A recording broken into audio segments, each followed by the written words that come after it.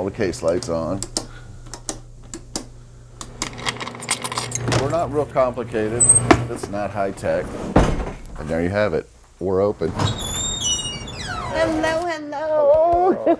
Good to see you. You too. My great-grandparents, Charles and Mamie, they started Rife's Market in 1936. I didn't want any part of it and left to find my fame and fortune elsewhere, and was drawn back in. 1, 2, 3. Bye, sweetie. I've been here off and on for about 35 years. I love working with people. All my morning people, he always teases me. It's time to just refocus and turn our attention, reprioritize while we're still young enough. Rife's Market. We'll be turning out the lights and closing the door for the last time. Goodbye, goodbye, goodbye. I'll miss you so much. I miss you too, darling. This is sad. I know it is. I'll miss you. There's been all kinds of calls and people stopping in, obviously. Oh, how am I going to see you? Well, the big plans are to spend the holidays with our family. We focus on 300, 400, 500 Thanksgivings and Christmases, and this year we're just going to be able to focus on one, the most important one. This is like the longest wake funeral you've ever been to. Longest calling hour. Say bye-bye. Bye, thank you. They're why we've been able to be here 78 years, quite honestly. My mom used to come in here, and I would come with her. Have a great rest of your life. Oh, you too. I'll be in touch. Thank you to everyone that supported us all these years. And we'll miss you, truly.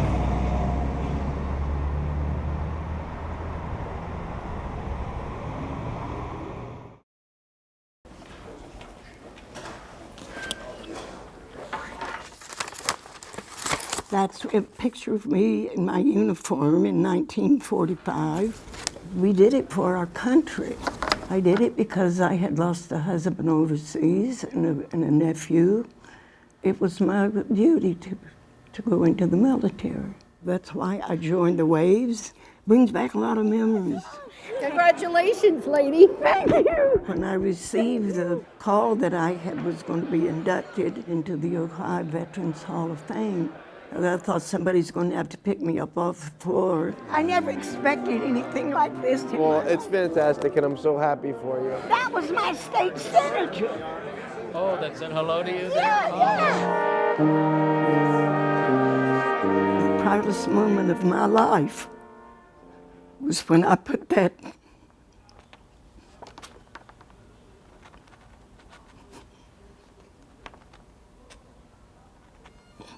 uniform on. They have been our heroes, have given us the freedom that we have, and they will continue to be our heroes. Now it is my honor to present the Ohio Veterans Hall of Fame Class of 2014.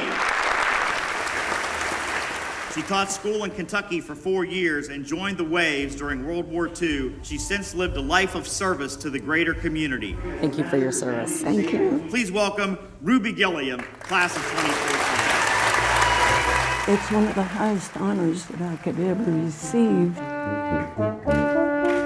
I feel honored, highly, highly honored to be a part of this Hall of Fame.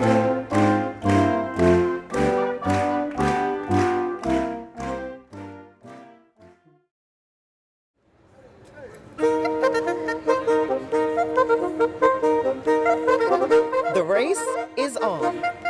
And for some shoppers, I just told my husband, gotta watch our son because I'm out of here. this is their one day to do it all. Got about 5 hours to knock out gifts for about 15 people. She wasn't alone. There were many people at Easton loaded down with shopping bags and hopes they picked the right gift for the person they love. Inside Target at Lenox Town Center, Last eye on you right here. Okay. the last-minute rush was on. Would this be good? Yeah. For some, it was planned. We've been doing this ever since we've been married. My husband always on Christmas Eve, we go out and do our final shopping. And for others, it was to pick up one last item they forgot. We usually do it very early. We come out, one day and buy all the kids' stuff at once, and we did just kind of forget. Shopping on Christmas Eve is fun for some, but when you have a hard deadline, the pressure is on to get it done. I work full time and I have a 2-year-old, so this was the only day I had an opportunity to get out here. And in less than an hour, time is up. Most of the rest is family and they're understanding, right?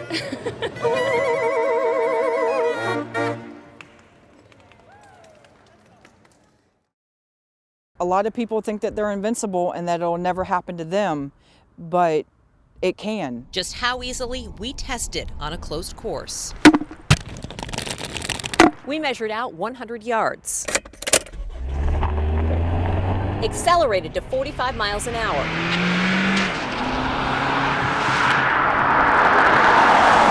And closed the gap in 5 seconds.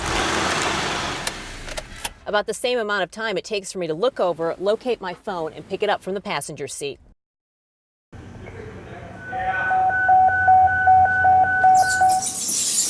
When emergencies happen, paramedics at Worthington Fire say one of the hardest emergencies to handle are when patients are injured but can't talk. We do get a number of patients that from in auto accidents that are unconscious and can not respond to us.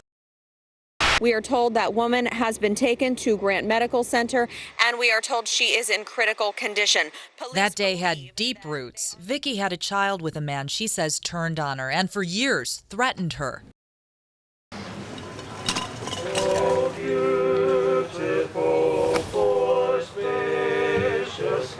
He'll be home for Christmas. A new home for retired Army Staff Sergeant Jason Gibson, his wife Kara, and their newborn daughter Quinn. Seeing this is something else. This is, people actually truly support that, and it means a lot seeing everyone here today. Sorry, I'm getting wrapped up with everyone here. Gibson was a combat engineer serving in Afghanistan in 2012. Feel real good. Yeah. His job was to clear the way of roadside bombs. We stopped for something, and I knelt down right on top of one, costing him both legs and his left index finger. But I remember everything that was going on. 2.5 years later, he received the keys Saturday to a brand new home in Marysville. Very exciting. That was in the summer of 1981. They met as teenagers. Their initial attraction, something less than spiritual. She had this pair of white jeans that was attractive. What can I say? I remember he had lots of hair. When he would walk to work, it would kind of poof and bounce. Yeah, I definitely noticed him. Attraction turned to connection, turned to love, turned to marriage. 7 kids later, here we are. 32 years. Next week. I've got chronological of kids here. The journey of Doug and Jana Reed is told in the pages of family photo albums and in the softening scars that frame his face. Before he was a married man, Doug Reed was a military man. We spent the first 8 months of our married life separated, but... Not one argument either. I think we might have had one on the phone. Whatever.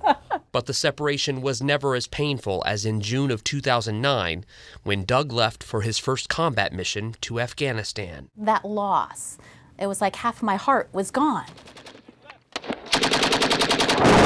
On April 11th, 2010, Jana got the call that Doug had been severely wounded.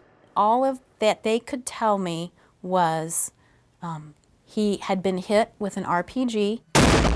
A rocket-propelled grenade. He had cranial bleeding, and they were awaiting transport. If they could get him stable, they would get him to a hospital. These remarkable photos show Doug bleeding on the hood of a Humvee being rushed to the nearest medical unit. Traveling from Afghanistan to Germany to a hospital in San Antonio was only the beginning of his battle. It would be 7 days before Jana could see him and the horrific extent of his injuries. So all of these bones here, the mandibular bone, the lower jaw, the upper jaw, everything was gone. Even after he opened his eyes, for nearly 2 months, Doug was unable to communicate or remember. With consciousness came the realization that he wasn't going to look like he once did. I didn't think so much about it until I looked in the mirror, to be honest with you. I obviously wasn't the individual she married, appearance-wise. He didn't think that I would want to stay with him. And he was really pushing me away. He wanted me to leave, I think, and I wasn't leaving. If she wouldn't leave, he offered to, in the most horrible, permanent way. If it would be easier on you, I'll just go out and stand in the train track in the middle of the night. They won't see me till it's too late, and it'll be over with. I knew that wasn't him. I knew that was the brain injury, and I just kept praying that we're going to get through this, somehow. And somehow they did. When I was weak, she became strong. Dozens of surgeries, months in hospitals. When you're younger, you say the vows because I guess you're supposed to. Mm-hmm. But she was what God says she would be in the Bible. A life that looks different, a love that looks different. Promise to love and honor and cherish and obey, and in sickness and in health, for better, for worse, till death do you part. But a love that is here to stay. So yeah, he's stuck with me, whether he likes it or not. He's stuck with me. I like it, for the record. Yeah, it's all good. Glenn McIntyre, 10 TV News. Greg, same guy, top bottom. In high school sports, there are kids who give 100%. And then there are kids like Logan Elm wrestler Trevor Lane. There's been times where he's actually had to be carried off the mat because he works so hard. It's not quite a no pain, no gain approach, but it is something else. You can coin in a phrase. What does your shirt say? It says, if it doesn't challenge you, it doesn't change you. Is that your life? In a nutshell, yeah. From birth, Trevor made his way into the world 4 months early. His mom tells me he weighed just 1.5 pounds. He shouldn't have even survived. The doctors actually said that I would be a vegetable, basically. I would be in a wheelchair my entire life, and I would just sit there. He lives to prove them wrong. You know, so far so good. When taking steps was the challenge, a walker, then crutches, helped the tiny Trevor change for the better. He learned young and never stopped pushing. I am very proud. Never allowed a label like cerebral palsy to stop him. I couldn't be more proud. Not then, and certainly not now, when wrestling calls. You know, just stepping out on the mat, I love it. It's awesome. Ready, go! In his dozens upon dozens of matches, he has won once, freshman year. We don't have video of it, but it lives in his memory. Everybody just went nuts. Like, it was crazy. I had never heard a gym come unglued like that. It was indescribable. He's got so much heart that you can't help but root for him. Even his competition cheered him on when he came close to winning again a few times this season. Yeah, I want to win, but at the same time, it's just as rewarding to see people inspired by how hard you work. And to be one in a band of brothers. He wanted all his teammates to be a part of this story, so we asked each to describe Trevor in just one word. Dedicated. Determined. Dedicated. Unique. Heart. Courage. Enthusiastic. Brave. Resilient. Inspiring. Inspiring. Because it's not winning that moves him forward. It's passion for wrestling, for another challenge that's helped him change. It's definitely made me a lot stronger, physically and mentally. Come on, guys, come on. Personal growth that's maybe shown other athletes. The journey, not necessarily the end result, is what makes you who you are. If they see me working hard and if they see me persevering, it'll give them the courage to persevere too.